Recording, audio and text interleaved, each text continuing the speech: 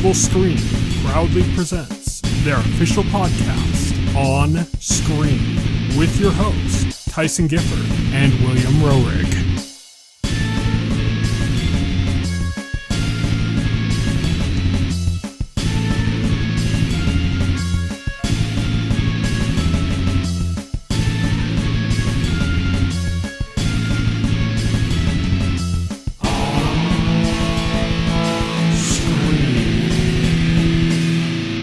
Hello, everybody, and welcome to the On-Screen podcast, the official podcast of TheTotalScreen.com. Hello, my name is Tyson. This is Will. And today we're going to be talking about, as usual, what if and what we do in the shadows, but we also have quite a bit of news to go over and a few things that we've been playing that we're going to talk about as well.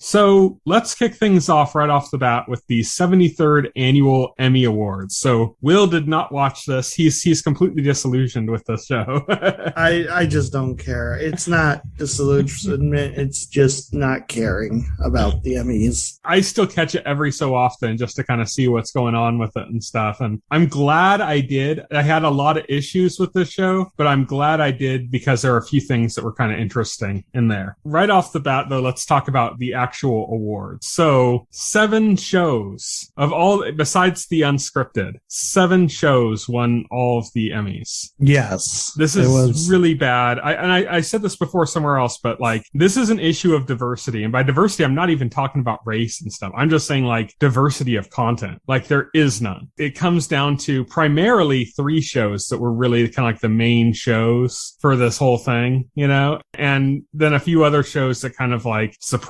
took away credits. The limited category, I guess, at least had a little bit of diversity in it. I May Destroy You won 1 award for writing. Halston won 1 award for, Ewan McGregor won for actor. The Queen's Gambit won 2 awards. 1 for the show itself, which was kind of like a surprise. And then the other one was for the, director. And that one ended up being like a 3+ minute, 3-page single-spaced speech.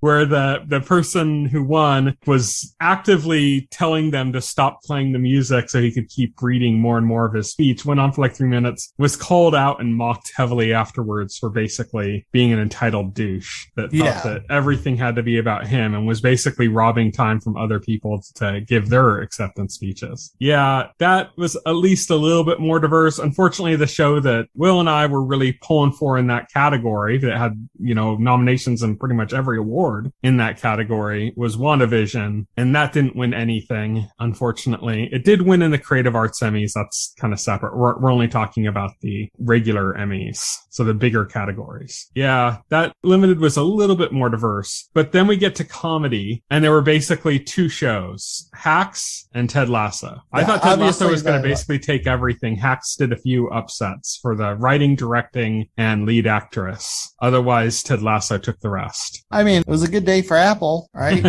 It's frustrating because like you'll see a category like, and it's not just for comedy in specific that I'm even talking about, but like they'll be like, and the nominees for this award are, and they'll read off 8 nominations from 3 shows. I mean, Apple TV Plus is like not that old, and they already have like a multi-Emmy winning show. Yeah, it wasn't the one they expected. They thought it was going to be the morning show, was going to be their big critical darling, and it ended up being Ted Lasso. Yeah. But it's just it's just kind of annoying that through these Emmy Award nomination stuff, like it just really seems kind of blatantly obvious that the voters really didn't watch much. Like I pointed out when we went over the nominees, like I pointed out, like, or I think I did on the podcast, either I did that on the podcast or I did it privately, is I pointed out, like, you count like how many nominations The Crown was getting, how many nominations Ted Lasso was getting. These are shows that are going to win big because it's obvious the Emmy voters love these shows. They're getting so many nominations. Yeah, it's kind of a bubble situation where like they're probably watching based on word of mouth of their friends who are also in the academy or whatever, you know? Yeah. And so it's basically creates like a little bubble where this is like the only show they even watch. Yeah. Out of like like a bunch of shows that were out there, you know? I mean, it's frustrating. It's really frustrating because it's just, you know, there's a lot of, this year we had a little bit of a downturn just because of COVID and everything, but there was still like way more television than there have been in prior years. And I saw a list that somebody put together. There's tons of stuff. I saw a list somebody put together where it was showing like the number of shows that were nominated each year for the Emmys. And like this year was like the lowest for the number of shows that got nominations. And that's crazy considering the number of shows that are out there. Oh, like, yeah. Like, and I don't expect,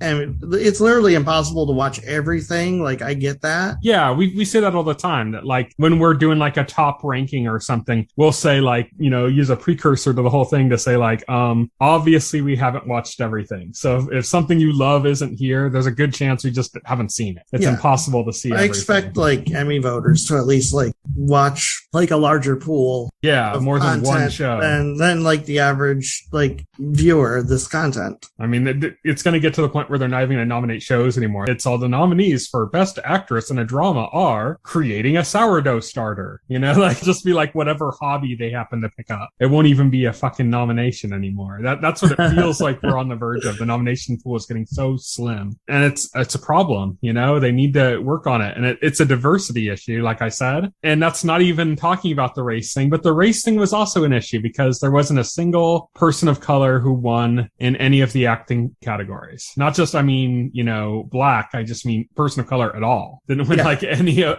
the nominations. The only person of color, I think, looking over this, that won an Emmy at all was Michaela Cole, who won for writing. Mm-hmm. That's like the only person of color that won a single award of any type. Yeah. That's, you know, I mean, the hashtag Emmy's so white was trending, you know? Right. Yeah. And that's a problem. So, and then that brings us to, you know, I went over limited and comedy, the drama category. The Crown won all 7 of its nominations in the thing. It's frustrating. And it's like you knew The Crown was going to be the big winner because for some reason, all of the Hollywood academies are obsessed with like period pieces. Right. So if there's like, if it takes place in the fucking, you know, in a period piece setting and has good costumes, it's going to win everything. It's kind of ridiculous, but that's, you know, it's just the way it is. This is a problem that they need to address, you know? Some other things I want to bring up about this award show. There was a speech by Seth Rogen, who I think was like the first presenter to show up on the stage, and immediately went off script and was blasting the awards for COVID safety. Yeah.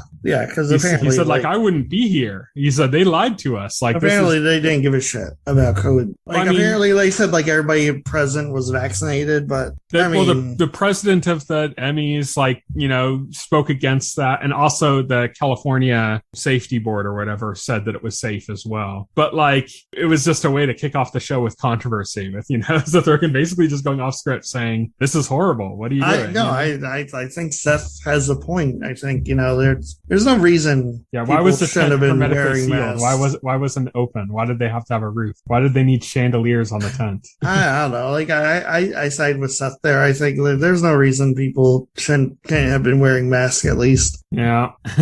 It's just interesting. It's like that's how the show kicked off immediately with controversy. Some other things. There was a great skit. So it was like a bunch of actors in a support group for people that have never won an Emmy. It had a bunch of like, you know, who's who of actors that everybody knows. Scott Bakula, Allison Hannigan, Zooey Deschanel, Jason Alexander. And they even had like, there was a moment in which like they did like a little meta joke where somebody was like, I think it was Jason Alexander was saying like that he's been doing, you know, things since he's been doing like TV and movies since he was a kid. And then like you hear a ahem from offset and it pulls over to show the director of the skit and it's Fred Savage. Oh yeah. And he's like, you've been doing this since you were a kid. Right. And so he goes off. They ended up at the skit ends with like Dr. Phil advising them that they should be on The Crown or Ted Lasso if they want to win any awards, which ended up being fairly true. Yeah. So that was a pretty funny skit. And then also the main reason that the Emmys were worth watching was Conan O'Brien, who was trolling the entire award ceremony. He lost the one award he was nominated for where it was John Oliver who won the award and called out to Conan O'Brien saying that like he was actually hoping Conan would win, so he thought the win was a little bittersweet. And then he was like congratulating Conan, and then it like cut to Conan and he was like standing up and like taking all the acclaim, like, oh, it's great. And then like did this bit where he was acting like he suddenly realized, but wait, I didn't win, and got all sad. So that was funny. And then later on, like the president of the Emmys was doing like a speech, and apparently he stood up and was like saluting him and trying to encourage everybody else to stand up and salute him like he's like a military general or something. And it became like this little trolling bit that was funny throughout. And then at the one of the last awards was Stephen Colbert won for, it was like a live show or something for his election coverage last year. And Conan just walked up on stage with them like he was one of the writers for the show. Lol. So yeah, that was the Emmys. I thought it was worth watching for the Conan bits and stuff. Of course, I was like mostly like playing on my phone while the show was going, so it wasn't like right completely immersed in it, you know. But that's that. On to our next news. Warner Brothers is planning a Lost Boys movie. This is supposed to be helmed by Jonathan Entwistle, who directed some episodes of I Am Not Okay With This and The End of the Fucking World. He also is being joined by writer Randy McKinnon, who did Chambers. And this movie, this remake or reimagining or reboot or whatever it is, will be starring Noah Jupe from A Quiet Place and Jaden Martell from It. I don't know. I guess I'll have to see a trailer. But I'm not really like into like Hollywood like reboots and remakes and shit. Remake mania. Yeah. It's all about that IP. You know, it's a recognizable IP. Let's make some money off of it. I don't know. I think like the original movie had like a sort of like charm to it that came from obviously the director who later ended up being like an object of hate. Right. Yeah. Fans. Not for that movie, but for something else. For something. You know damn well what else. Just say it has to do with nipples on a costume. Right. Joel Schumacher, you know, like obviously I had to do with Joel Schumacher sensibilities, but also like The Lost Boys is like a very like, it's an 80s movie and it has like that kind of its time. Yeah, it's kind of charm and it has like a certain charm to it. That movies of the 80s like tend to have. I just don't, and I think like for me, that's one of the big reasons it works for me. So I don't think this remake is going to retain that at all. So what if it was set in the 80s? Yeah, even if it's yeah, right. What if they're going off like, you know? When you said that, like I instantly thought of like the one guy from Stranger Things who plays like Sadie's like brother. You know, like the asshole, the big guy with the mullet. I instantly thought of him as like the Kiefer Sutherland vampire character. I just thought like shit, that could work. That's obviously not going to happen. Yeah. Yeah, I mean they could do something like that. Like 80s nostalgia is still pretty popular. You mentioned Stranger Things as being like a big key mark or landmark of that, you know? Yeah, they could keep it set in the 80s. That'd be interesting. I think part of the trouble is that a lot of the kind of adventure movies from the 80s and stuff, a lot of what makes those tick is like kind of ruined by like modern technology. Yeah. It's like the idea that people can't be connected or that people have bad information that they can't verify. Things like all these kind of things are like changed by having technology in your hands. Oh, you know? yeah. So it makes it a little bit weird, but I mean, there's still ways they could do it, I guess. I mean, even if it's modern, just because it's modern doesn't mean they have to stick to modern reality. You know, they could literally just have like not a single character ever pull out a cell phone in the entire show. just pretend like they don't even exist. Don't make a plot point out of it. Just ignore it entirely. They could literally do that and still like set it in the modern times. So I don't know. I think it'd be interesting to see what direction they take like, you know, the performances like Corey Haim and Corey Feldman put in. Hard for me to see that being replicated satisfactorily. Yeah. Well, it depends. How much is this going to be a remake with the same kind of characters, and how much is this going to be a new story? If you do like The Lost Boys, like if you do like a remake without the Frog Brothers, then what's the point? Don't do it. Don't do it. Yeah. I mean, Feldman's still alive, so. yeah, Feldman, no, I mean, not like literally the same actors. But that's Lost Boys being planned by Warner Brothers. Our next story is about the Security and Exchange Commission has subpoenaed Bobby Kotick, CEO of Activision Blizzard. They're investigating Activision Blizzard. This is separate from two other big lawsuits. There's a California Department of Fair Employment and Housing lawsuit. Yeah, which was the previous lawsuit that was announced a while back. Yeah, and then there's another lawsuit from investors. Yeah, it's about the timing of the disclosure. But this is big news now because this is the federal, government getting involved. Yes. So this is like even bigger news than the state of California getting involved. Mm-hmm. Because this is Securities and Exchange Commission. I don't know too much about I only have like a vague idea of what kind of trouble Activision could be in here. Like I know like they could be fined in some cases, like an executive could be removed or forced to step down as punishment. If they're found by the SEC to, be in violation of fair employment. I think they can also practices. Be pushed out of being publicly traded. Yeah. They can be forced into being a private company again. Honestly, I'm just expecting a fine. I'm not expecting anything as extreme as that. Yeah. I think the most you could expect, the most severe action that you could possibly expect from this would be somebody being forced to resign. I would love to see the SEC force Bobby Kotick to resign. That would probably be for me, the best outcome. You'd be popping the champagne. Yeah. He needs to go. He needs to go. Obviously when you have issues with a company like this widespread with all these people, it goes up to CEO. The CEO is ultimately responsible. Yeah. I mean, he's the one running the company, even if he's not personally involved in any of it, he allowed it to happen and he allowed it to go on until, whoops, we were caught. It's not like he was a beloved figure before all of this. No. And I don't believe for one second that he was ignorant about what was happening. He just didn't give a shit. Yeah. Just allowed the corporate culture to take its course in the worst way possible. So I think he needs to go. I don't think he's going to step down voluntarily. I don't think the board is going to force him to resign. So I think our only chance of getting rid of him, I guess, is that the SEC forces him to resign. But I think he's one of the key figures who, we saw people leave, we saw people resign, but I think he's one of the key people who has to resign in this because, he's proven either he's grossly incompetent or he just doesn't give a shit. Yeah. Or he's just gross. Yeah. Or all three, he's gross and grossly incompetent. Our next story, Shang-Chi is going to be coming to Disney Plus on November 12th. This is later than was expected. Yeah, it's a little disappointing because I was expecting it as soon as the 45-day window. Yeah.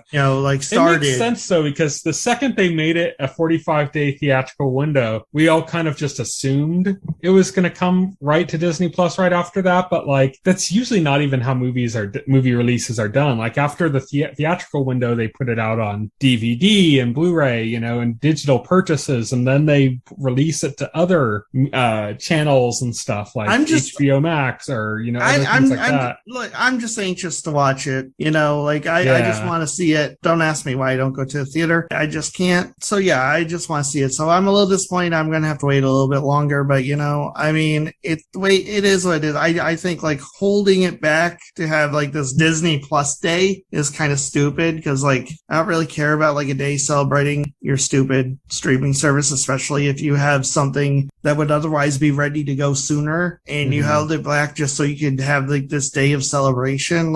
Jesus, no. Yeah, for me, I think my biggest annoyance with it is that we were gonna do some stuff when everything was gonna be accessible, which basically there was gonna be a stretch of about 2 weeks in which all the Marvel stuff would basically be out. And then there'd be after that 2 weeks, Eternals was coming out, And so it was gonna be back to having the divide between theater and what's available to everyone. And we were kind of planning some things for the podcast around that and kind of stuff. And now it's that's on hold, But that's just, I guess that's just what it is. Shang-Chi, November 12th on Disney Plus. Next news story we have, Netflix has bought the Roald Dahl Story Company. This isn't, they haven't licensed their properties. They bought the entire company. Crazy. So they own the novels and stuff too? I guess so. I mean, it's kind of what was it? Who's the guy who did like Wanted and everything that they bought his company? Oh, Mark Millar, yeah. Yeah, they bought Millar World, you know? Oh, yeah, that's right. Yeah. And that's the same thing. Like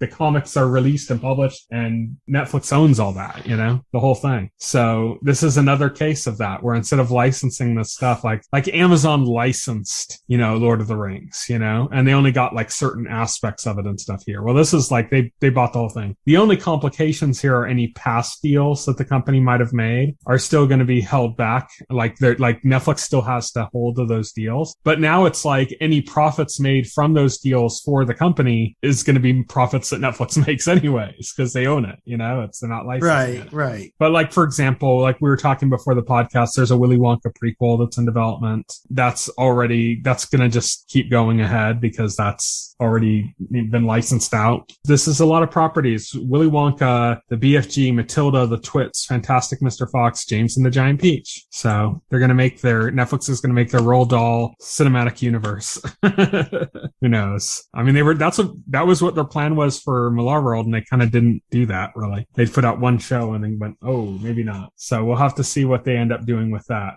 And then our last news story is about the Nintendo Direct. So Nintendo announced that they're going to be doing a Direct on September 23rd. To you. It's coming on September 23rd. We're recording this on the 22nd. People were getting nervous because it was getting to the end of the month and there was no announcement. And it's like, I don't know, Nintendo's got to like next Thursday to have a Direct. They never announce shit early. They always announce it like a couple days before. It's a couple days before. This time it's interesting because it's literally announced the day before. I don't think they've done that in a while. Yeah. They've shadow dropped stuff without any noticing before. They have, yeah. I don't think they've ever shadow dropped a full Direct though. This is close to shadow dropping a full Direct. Yeah.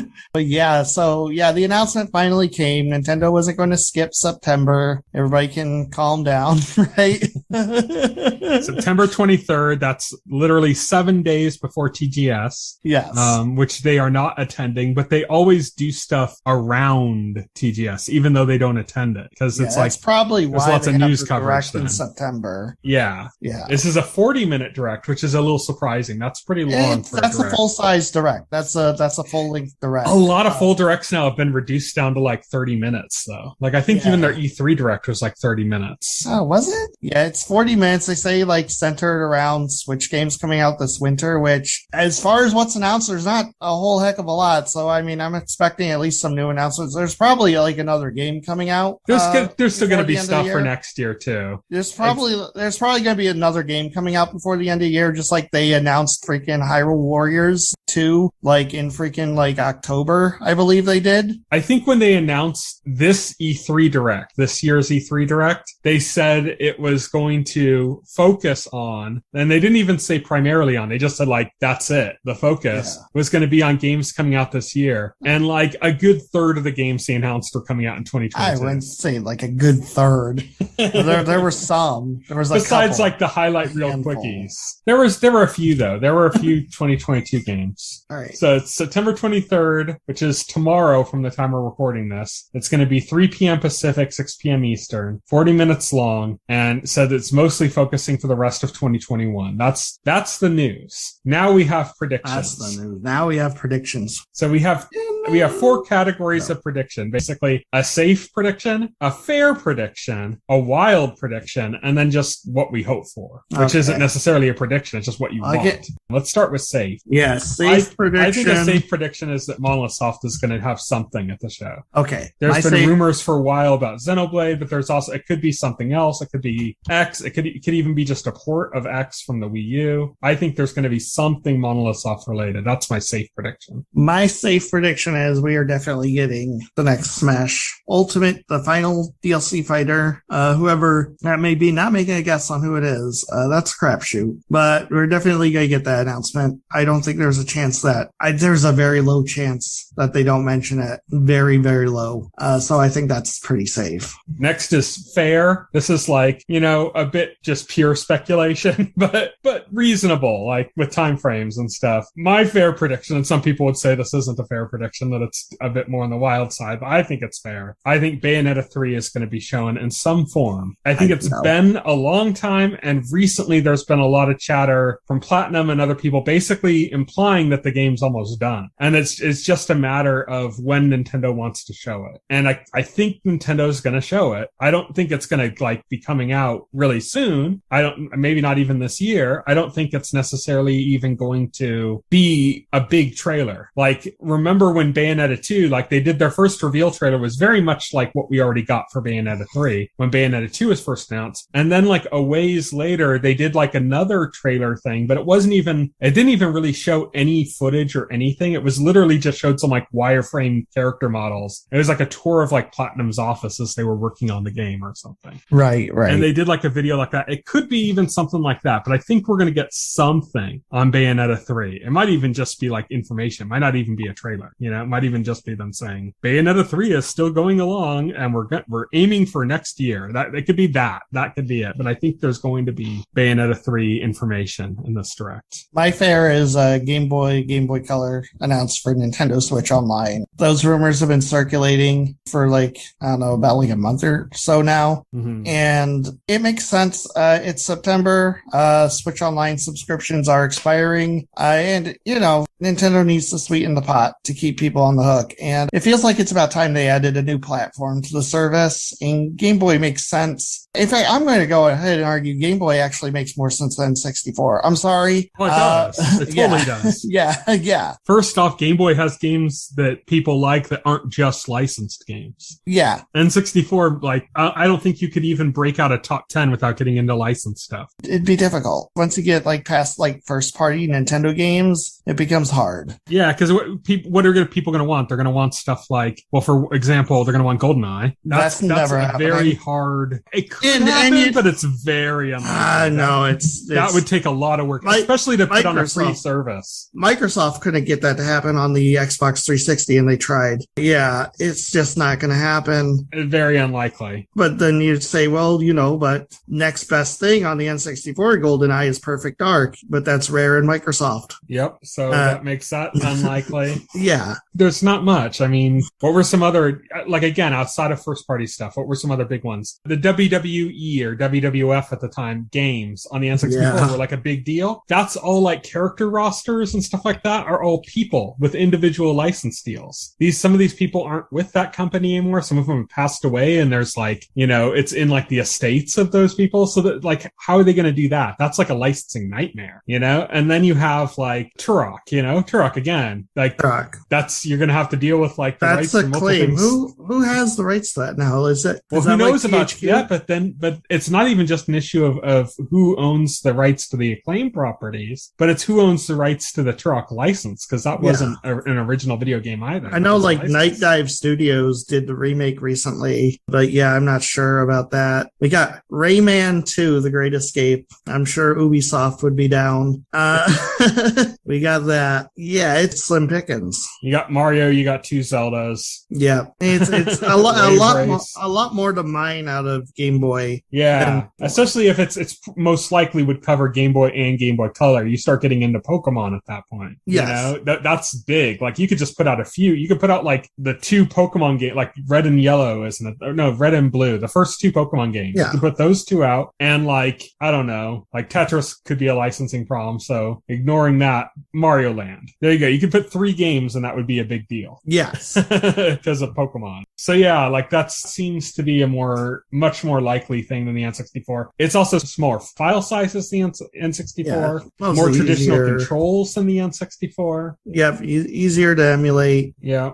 You know, yeah, it's just a lot more advantages there. So it's a far more popular system. Yes. Okay, so that's your fair pick. Let's go on to Wild. These are kind of like wild, kind of crazy ideas. Nothing, I'm not saying kind of crazy. You know, like the new Halo game is exclusive to the Switch. Like, that's too far, you know? We're talking, but like kind of things that you wouldn't necessarily expect, but that there could be reason for. My pick for this one is GTA 5. So there's also been rumor about a GTA collection of the PS2 GTA games coming over. Some people go like GTA 5, like, oh, that's asking a lot. That's kind of pushing it and stuff. Think about it. That game came out on the PS3 and 360 game. It's not pushing any limits. The biggest issue I've heard some people say is like, yeah, that's true, but then GTA Online has like evolved since it first came out and it wouldn't be able to run. And it's like, well, why does GTA Online have to be part of the package? Yes, like, I know because that's the other games, but like it wouldn't have to be. Yes, because GTA Online is actually the priority for Take-Two, Rockstar. That's what they want to push. I don't think they're interested in like. But if that was the thing that limited them, and they're like, we could put out GTA 5, we could just drop GTA 5 on Switch really easily, or we could like not do anything on the Switch because GTA Online. They want people playing GTA Online. I get that, but what I mean is like that's why they had like a single player like if it's between DLC GTA they announced 5 or that's nothing, never coming out. What I'm saying is that if it's between GTA 5 and nothing, and they're like, well, we could have another company. Apparently, GTA it's 5 nothing. for us, and we could make some money. Apparently, it's nothing. I still think it's likely. They just announced the next gen, another next gen build of GTA 5 is going to put on its third generation of systems. Yes, Sony ran a trailer at their PlayStation event earlier this month. Yeah, I think it's a good time to announce GTA 5, and I think even without GTA Online, I'm going to say like package, you're going to get GTA 1, 2, and 3. You're gonna and you're gonna not 1, 2, and 3. You mean 3? 3 Vice City and San Andreas is what I mean, and you're gonna have to be happy with that. I still think GTA 5 would be the more interesting one, and I think I think it's possible. You know, it could be done on the system. It would be a surprise announcement. It goes along with that they just announced that they're doing new versions of GTA 5 for the next gen systems. It would be kind of like fitting that they'd have that going along at the same time, but that they just didn't announce it because Nintendo has a Direct coming up. So to me, that makes sense, you know, especially with all the companies that are basically making a name for themselves for doing like ports, you know, to Switch. That I could easily see somebody having approached Rockstar and saying, hey, we could port this over, and then working out some deal and then that coming. But again, it's my wild pick. So wild. What is your wild pick? It's wild. My wild pick is going to be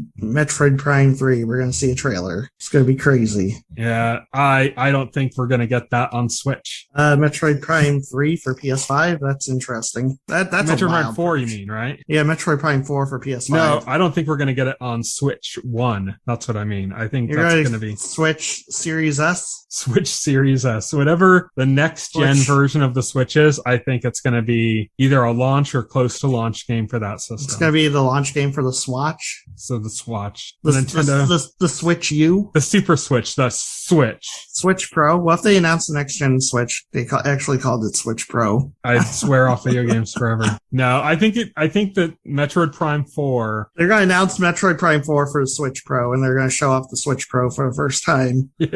And all the haters are going to be eating crows. I actually saw some people like making predictions about like Bayonetta 3 is not going to be shown because it's secretly a game for the Switch Pro. Like what? And people are like, dude, the Switch OLED isn't even out yet. Yeah, it's so stupid. Yeah. No, I don't think we're going to see Prime until they're going to start showing the Switch successor, because I think it's moved to that, because that restart of development happened so late in the cycle that and honestly, it's not even just a matter of like, that's what I think. It's like, that's what I hope, honestly. I think that like getting a Metroid Prime 4 as like a late gen game that's like kind of not really pushing, you know, the hardware anymore because it's already been pushed to the max. I think that's just, it's not as exciting as a prospect as like going like, okay, here's our first look at the Switch successor. And like one of the first games they show us would be Metroid Prime 4 would be like mind blowing. That would be like a really cool thing. I just don't think it has the same impact on Switch, and it would be so late. Like, I don't think there's any chance we're getting it this year. I think there's a very small chance we would even get it next year, even if it was just for the Switch, you know? So that one, I don't know, man. Well, I mean, you said wild prediction. Yep, that's what it is. Realistic prediction. That's what it is. Let's go to our hope prediction. So this is just kind of what we're hoping for, you know? Hope. Please, Nintendo, please. Nothing delusional for, but just hoping for, you know? And hoping for. I don't think my hopes and dreams are delusional. I just noticed I messed up in my show notes, and that's definitely not even that's even too far for a hope prediction would accidentally add on there. What do you have in there now? I just missed a number. Oh. My my hope prediction is Breath of the Wild 2 Blowout. Oh, I had accidentally put Breath of the Wild 3. That would have been a very crazy. That'd be interesting. It'd be crazy. They announced they were developing Breath of the Wild 2 and 3 at the same time. I don't think we're going to get this. Like Oracle of Ages and Oracle of Seasons. Yeah. They showed Breath of the Wild 2 at E3. That wasn't too long ago. And it was basically almost just shown as like a forced proof of concept. You're getting that next June. E3 2022 is going to be the blowout. Yeah, it's not happening. I think that's going to be the case, but that, like I said, it's going to be interesting because, like, I remember like when they did the blowout for Breath of the Wild 1, that was literally the only thing they had for that year's E3, and it's still one E3. So it's going to be interesting next year when they actually do it to see how much of an impact that has. Well, I mean, is E3 still going to be an online thing, or is it going to be like in person? I think it's going to be. I don't know. Who the hell knows? Because a big part of what made the Breath of the Wild blowout such a big deal was that press had a lot of hands-on time with it. Yes. And they also had like that entire decorated area, you know? That's true, yeah. And if without that, I don't think it has that same impact, you know? Also, I think it's a known quantity. This is going to be an evolution of Breath of the Wild, where Breath of the Wild was like such a huge like makeover for the Zelda franchise. I don't know. That's what I was thinking. But, you know, I mean, historically speaking, Majora's Mask was supposed to be like a really simple thing. Yeah. And yeah, it reused the assets, but it was a vastly different type of game, you know? And what we've seen from Breath of the Wild 2 so far, like, it's got this whole, like, almost Skyward Sword aesthetic to it. I mean, we don't know. We don't know. Yeah, like, they could be doing something really weird and interesting. I don't know. Who knows? Anyway, my hope for every Nintendo Direct until the heat death of the universe. Dark Souls. It actually happens. Dark Souls is actually already on the Switch. Dark Souls 2. Dark Souls 2 kind of sucks. Dark Souls 3. Yeah, there we go. Dark Souls 3. Elden Ring. I want Elden Ring on the Switch. No, my hope is F-Zero. I do want to see, like, I meme about this a lot, but I actually do want to see a new F-Zero. There's no reason they can't do it. The line, like, they have to have, like, a new idea is kind of bullshit. Yeah. I know that the series fizzled, after F-Zero GX, the Game Boy games didn't do so well. You can get the new Wipeout game for mobile. No.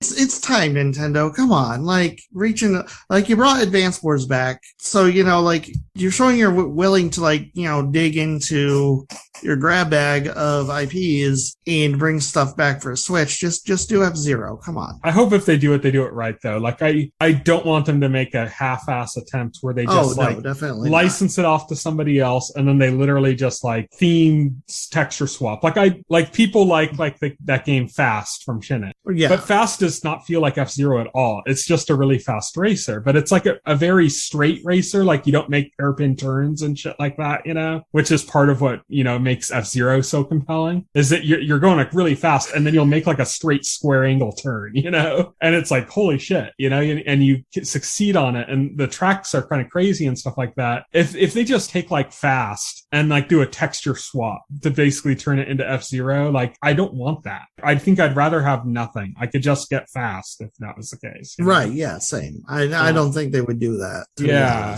I really hope they don't just cave into pressure and just go like, oh, we're just going to give it to some other company that already has a racer exactly like this. And then we're just going to have them, make it look like that. And that's it. That would suck. So I'm really hoping that's not the case. But yeah, I'd love to have an F-Zero, especially if it's in the vein of like GX. I don't care what vein it is. I think all the console F-Zeros are fantastic games. Like I still play F-Zero on the Super Nintendo regularly because I absolutely adore that game. I think F-Zero X on the N64 is great. It's fantastic. And that was one of the GX first games that really pushed the merits of like 60 FPS gameplay. Yeah. Like there was no games were even attempting that back then. And then, no, it was like, no games were attempting because it's very hard to do 60 FPS on the N64. They actually had to do some like clever tricks and cutbacks on F-Zero X. If you notice, like the backgrounds are like really simple. Oh yeah. That game is like hyper minimalistic, even for its time, Yeah.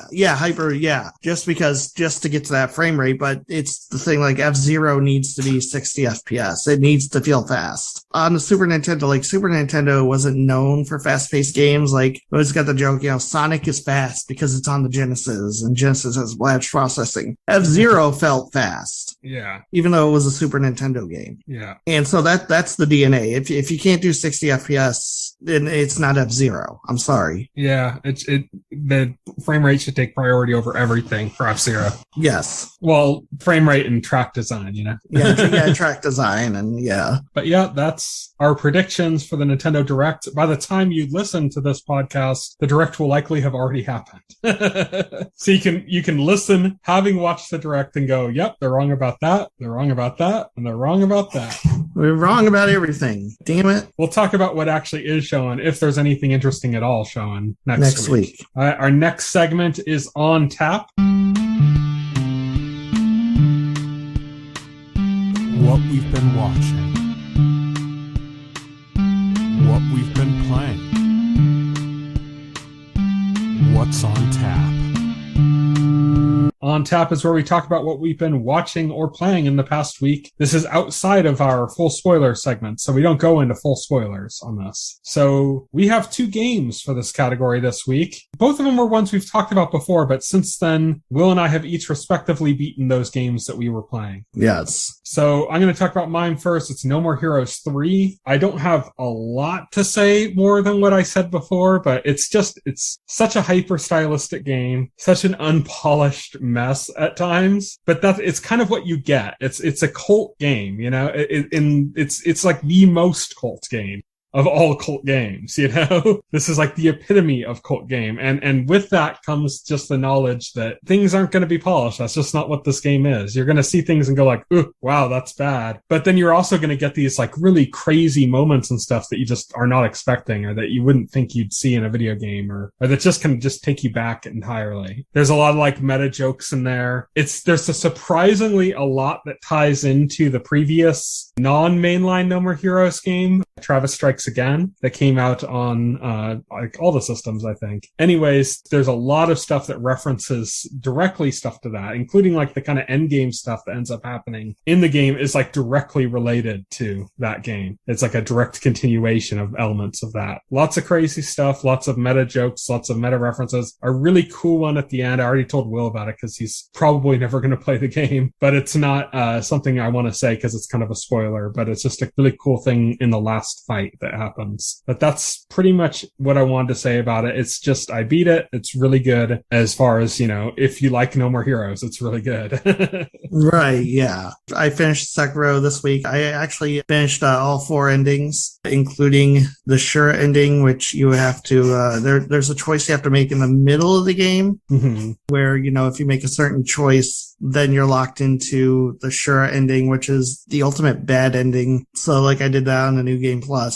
And so, I've beaten every boss in the game. So I've gotten like the Man Without Equal trophy. So, I'm 3 trophies away from the platinum. I gotta say, I really enjoyed it. It's an awesome game. For those who don't know, Sekiro it's a Miyazaki game from Software. Miyazaki is the designer who created Demon Souls and then Dark Souls. Bloodborne, yeah. And Elden Ring now is the new one. Elden Ring now is the new one, yeah. He makes what's widely considered to be difficult games, and I was really getting into them this past year. I started with the Demon Souls remake and just played my way through them until I finished and now I just finished Sekiro, which is said by some to be the hardest out of all the games, just because of how different it is to the other Souls games. It's weird because Dark Souls is very much like an RPG. Dark Souls has a character creator. There's stats that you can improve as you gain souls, which you trade to upgrade your stats. You got all kinds of loot. You got all kinds of armor and weapons that you can acquire. There's NPCs and quest lines. The only thing different is the combat is it's real-time combat. It's not like an RPG combat system. It plays like an action game combat-wise. Mm-hmm. But Sekiro, while it retains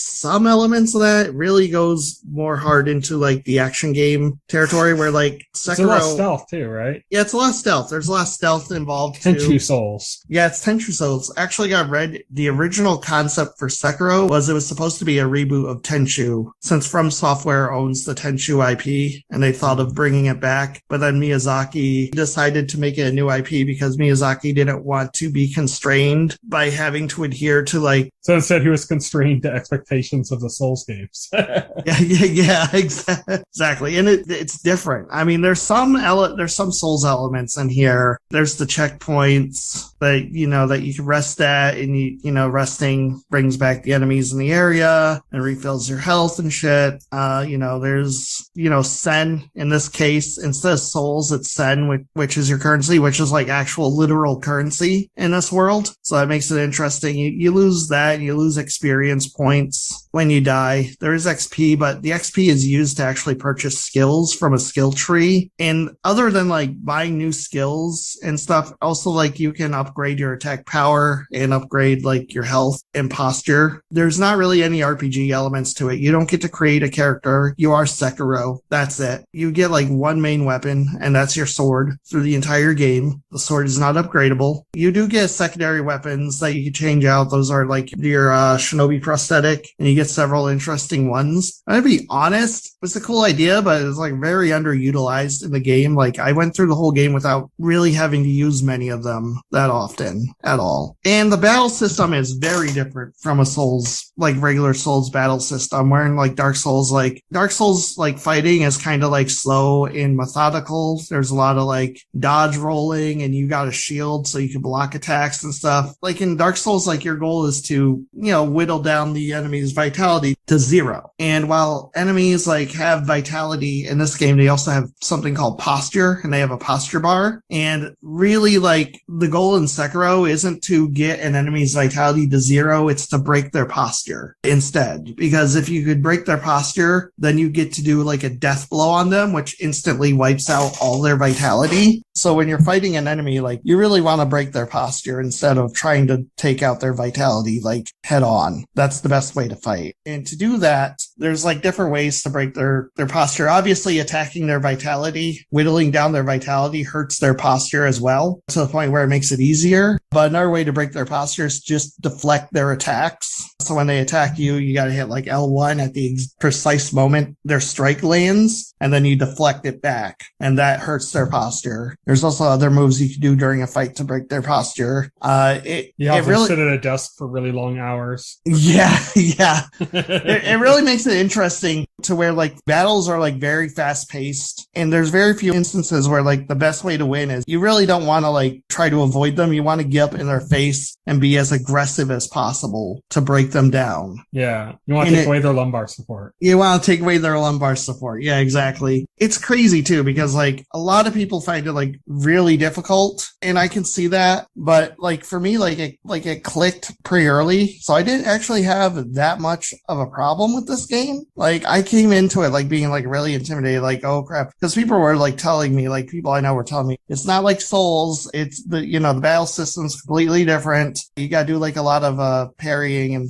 crap. And I was just like, oh shit. But thankfully it clicked pretty quickly for me, and I was able to get a hang of it. But it is considered the hardest game in like the Souls series, I guess, because of that. When you're in the middle of a fight, it's interesting because like I think it almost plays like a rhythm game. Like you're playing like freaking like Dance Dance Revolution or something. Because once you learn the enemy's attacks, you're in the rhythm, you just get into the rhythm of like fucking like deflecting attacks. Like an enemy will come at you and they'll do like 5 or 6 attacks at once in like a very quick succession. And like when you're in the zone, you can just tap that button and like just deflect like really fast. And it's crazy. So that is Sekiro Shadows Die Twice. And that brings us to our final segment of the show, full spoilers.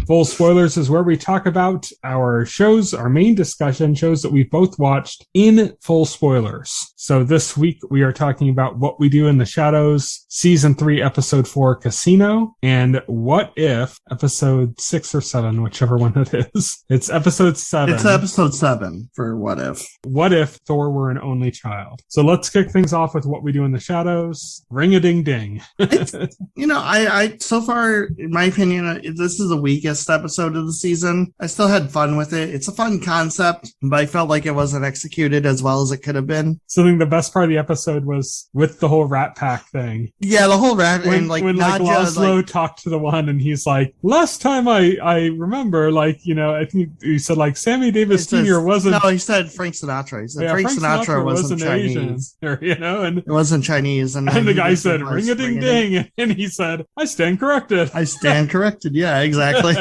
Some of it, it was too goofy, Nadja, having hung out with the Rat Pack back in the day, and then, her not, realizing, these are different people was kind of silly, kind of too silly. Yeah. I like Colin Robinson's bits in this. I like Laszlo. I always like Laszlo. Laszlo's freaking great. I like Nandor, especially, I like Nandor, at the Big Bang Theory, slot machine, and his obsession with that. That was great. He said Bazinga. That is the phrase, the battle cry of... That's the war cry of Sheldon. Or something. Their tall warrior leader or something. Yeah.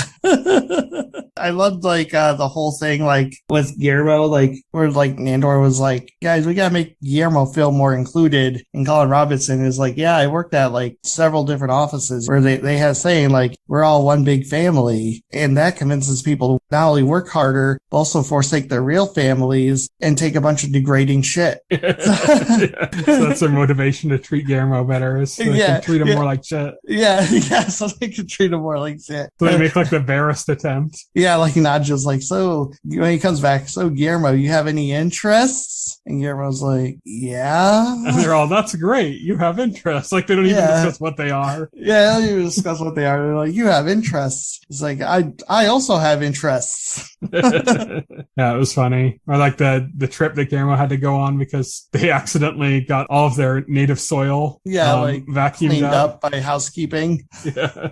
Colin Robinson was binge watching this show on it's literally the Hotel Procedures channel. Yeah. It's the most boring shit ever that nobody watches. He's the most boring. Watching it. And he's he's enraptured by it, which kind of suggests that energy vampires like him not only say boring shit like that to sap people's energy, but they're actually interested. Maybe Colin Robinson to a degree is actually interested in the shit he's saying. Yeah. That's an interesting thought. Yeah, I think that seems to be the case. Yeah. There's also in this episode, basically the reason they're going to this casino in Atlantic City is that they were invited by their neighbors. The one guy that they had put under the the Super Bowl episode. The Super Owl. Yeah, the Super Owl. Yeah.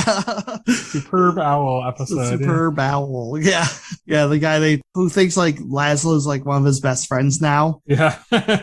Laszlo's best human friend. Yes. And Laszlo takes that very seriously. And he wants to help out his best human friend who's lost a bunch of money and who he's taken his credit card to fly Guillermo all around the world so he can get all the native soil. So they have to he wants to pay him back and stuff. And so they rig up this whole Ocean's 11 kind of plan, except it's really kind of mild and stupid and based on their abilities. Yeah. It's really yeah, because once they get their powers back, so we gotta mention there's this whole thing with without their soil they can't sleep, and they start to lose their abilities. They start to lose their abilities. Laszlo tries to transform into a bat and he transforms into a sparrow or something. Yeah. It's a sparrow. That's a stupid bird. Yeah. So they're losing their powers, and that's why Guillermo had to go around the world and collect their native soil. He just grabbed soil from the airport in England, and then he went into a war zone because where Nandor is from is just a war zone now. So he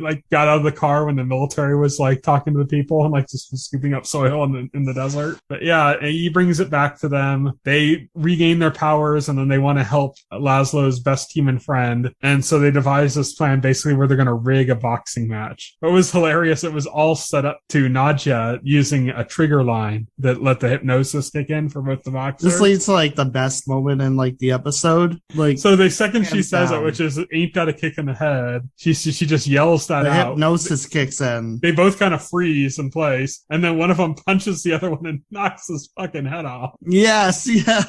Straight decapitates him with the uppercut. And then they're like, so they bring this huge briefcase of money that they'd placed this bet on from the rig thing, and they give it to Laszlo's best human friend, Sean. And Sean's like, oh, thank you so much. It's like, I'm never going to do this again. I'm going to value things. And as they're like, that's great. And as they're walking away, they're like, Laszlo and great. Yeah, Laszlo and the vampires are walking away, especially Laszlo feeling good about himself. As a stretcher with the decapitated boxers being pulled in front of them. Yeah. Oh, God. And then you immediately see in the background Sean like placing all the money on a bet and losing instantly. Oh, God. Puts the entire briefcase on. Lucky number 12. And then you hear the guy go like 7 or something. And he's like, damn it. Literally everything they worked towards is gone. Like, it was a fun episode. It wasn't like one of my favorite episodes. I think like it really like lacked the character like progression like from the previous episodes. None of the storylines they seem to like be building at like seem to progress in this. Yeah, it seems like there's a looser hold on continuity and things than there used to be. Yeah. I think that's a result of, the change in showrunners. It was still funny. I like that we got Nandor like questioning everything. He's still lonely and upset about not having a girlfriend. This is one of those shows where the original showrunner, who was, one of the main people involved in the creation of the IP in the first place, left after season 2. And so we're going to get some negative effects of that. But the truth of the matter is that I love these characters so much. Yes, these characters. And I want to spend time with these characters that even when it's not quite that great, even when it kind of feels almost like What We Do in the Shadows fan fiction or something, even still, it's fun to spend time with Nandor and Laszlo and Nadja and Colin Robinson and Guillermo. It's still fun to be around those characters. It's similar in that case to like Supernatural, like Eric Kripke left after season 5. That was kind of the conclusion of the story that they'd been building to since the beginning of the series. And it's like, okay, so you've kind of almost had your series finale with the end of season 5, but then it went on for like another 10 seasons after that. yeah And all of that, I used to always refer to it when people would talk about like it's not as good, it doesn't have as much focus, and I'm like, yeah, but it's still fun to watch. It's one of those things where it's like we already kind of got our series finale, and the rest is just like this fan fiction epilogue that's fun to watch. And I think that might be how What We Do in the Shadows ends up being for me. It might almost be like, yeah, season 2 is kind of the real end, and everything after this is just kind of like fun to hang out with the characters kind of stuff. And that might be enough, actually, because the characters are fun enough to hang around with that even if they don't really nail all the other stuff that they were nailing in the first 2 seasons, it might still be enough to be enjoyable. Yeah. But that's What We Do in the Shadows. Next up, we're discussing What If Thor Were an Only Child. So like last week, I'm just going to ask you straight up, what did you think of this episode? I didn't care for it. I just thought it was silly. Not in a good way. It just, I don't know. It just felt like kind of like a nothing episode. I just didn't care. I think the humor worked in this episode in a way that it really hasn't in most other stuff. Really? And I think I attribute that almost entirely to Chris Hemsworth. Because I read a thing where the creator of the show was talking about like what they were doing with this episode. Like as I was reading the thing, I was like, oh, this sounds like it's not going to be that good. Like this is like before I saw the episode. Yeah, I'm like everything the person's describing, like what they did. I'm like, oh, that doesn't sound great. That doesn't sound great. It's just. But then one of the things that this person said was that a lot of the moments were ad-libbed by the actors that were just kind of having fun and being comedic and stuff. And I think that came through with Chris Hemsworth's Thor. He felt authentically Chris Hemsworth Thor, Yeah. Like, and the way he would say things, it wasn't even necessarily what he said, like the way he made like a big deal, like he was doing a big repute on Captain Marvel, and then like he was going to call her something really horrible, and then he called her a party pooper. And the way like he played on that, like it was a big deal to say that and stuff. Like it's not so much what he said, it was like the execution of it. Was the actual dialogue was pretty poorly written, but yeah, Chris Hemsworth's delivery was on point. I mean, Chris Hemsworth, he's great. He knows the character, yeah, like the back of his hand. So I mean, that's not surprising. It's it's just, yeah, it's been an issue with the show since the beginning. Like, I just never jived with the show's attempts at humor. Mm-hmm. It just doesn't seem to work. And again, I don't think it worked here. I think it did. I with think Chris the Darcy Hemsworth. character was like really over the top annoying. Like when you think about Darcy in WandaVision, Mhm. she was fine. And then you think of Darcy here and it's like, why is she so over the top? It's crazy. Yeah. I mean, I didn't take it as bad as you did. I definitely, like, structurally, I thought it was, kind of a mess and stuff. Like I said, I liked it for the most part, but I attribute that almost entirely to Chris Hemsworth. I don't hate it. I just not to the writers. It just felt like, it was slight. It was like Thor's having a party and then we're fighting Captain Marvel. Yeah, I think all the Captain Marvel stuff was not handled well at all. There's nothing more to the episode. Yeah. I don't know. It was just a silly, stupid episode. Yeah. Yeah. Like I said, I think it was funny with Thor. It was funny with other things. I thought Surtur was pretty funny. Yeah, Surtur was there were some, there were some genuinely good bits. The Surtur bit with the Statue of Liberty was a good bit. Yeah. I thought a lot of that stuff was funny. I liked that even though they weren't brothers, that like Frost Giant Loki was still like bros with him. Yes, yeah. I thought that was pretty funny. I like how Frost Giant Loki is apparently more chill, pun intended.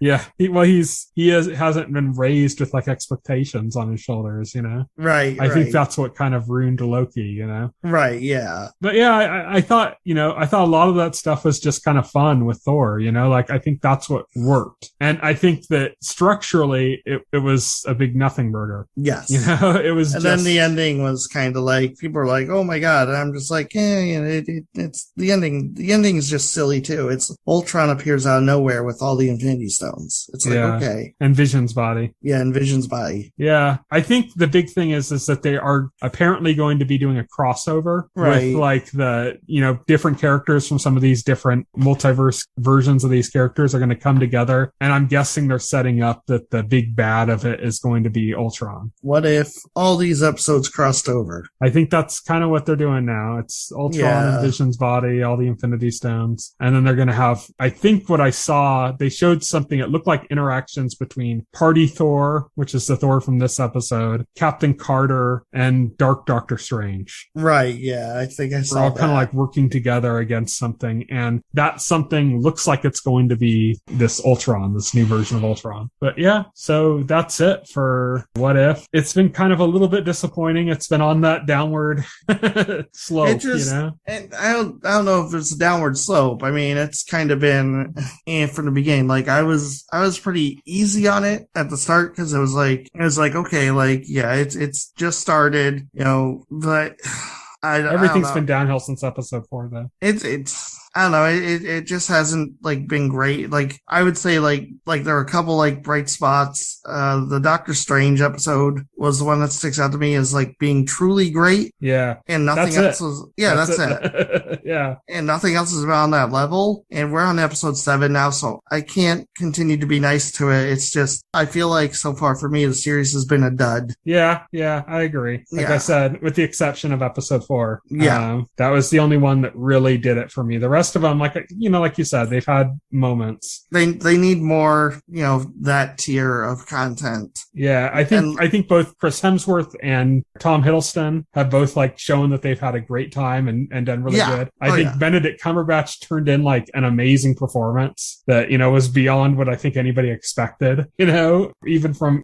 good actor, I think a lot of people were just kind of like either phoning in or just having fun on this. And he actually gave like a genuine good performance. And besides that, there just hasn't been too terribly much. Everything's been like nitpickable, like the first episode, it's like you watch it and you're like, yeah, there's some cool bits here and there, but I mean, it's just a fucking recap. And then you watch like the second episode and it's like, yeah, it's cool that they really went in a radically different direction, but a lot of it just seems far-fetched and like, oh, Thanos was turned around by diplomacy. It's like, okay, it's a lot of the stuff. It just kind of felt like, oh, whatever, and then we get that great episode episode 4, and then it looked like that might have been a turning point, and instead it's actually just kind of the exception. But that's it. So before we end the show, we've had this kind of like weird new running segment for the past couple of weeks, a very unfortunate segment, which is 2 weeks ago we were talking about the passing of Michael K. Williams. Last week we ended up having to talk about the passing of Norm Macdonald. This week we actually have 2 people who passed away that we're going to be addressing. And I hope this segment comes to an end soon, because I'm really sick of talking about, people that are awesome that are now dead. Right, yeah.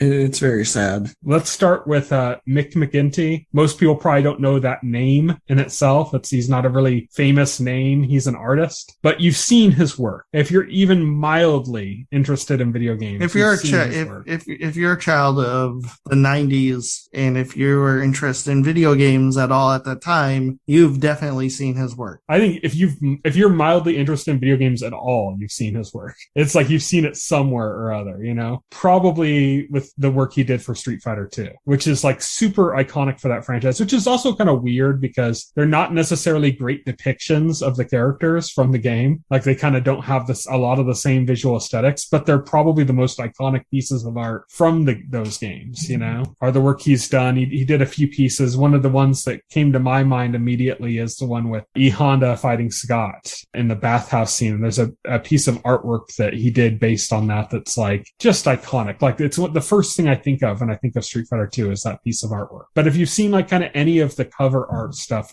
for any of the Street Fighter 2 games, chances are it was Mick Mcginty piece. So Unfortunately he passed away. He also worked on like Who Framed Roger Rabbit. I don't know what exactly he did on that, but he was a crew member on that movie before getting kind of more focused on video games. So he passed away, and so RIP to Mick Mcginty. And our next unfortunate person for this category again is Willy Garson. Willy Garson is an actor. If you've seen White Collar, that's probably what he'd be best known for. Really? I thought he was best known for Sex and the City. Yeah, I guess. I don't really watch Sex and the City. I don't watch it either, but like... Yeah, he was pretty big in Sex and the City, but also in White... I think his character was bigger in White Collar. Okay. It's just that Sex and the City was a bigger show than White Collar. I gotta be honest, I haven't seen either show, but yeah, Sex and the City was bigger in, pop culture show than... But, I mean, it's not really about what was better known. It's really about the fact that we had a fantastic actor who got the chance to bring to life 2 well-beloved characters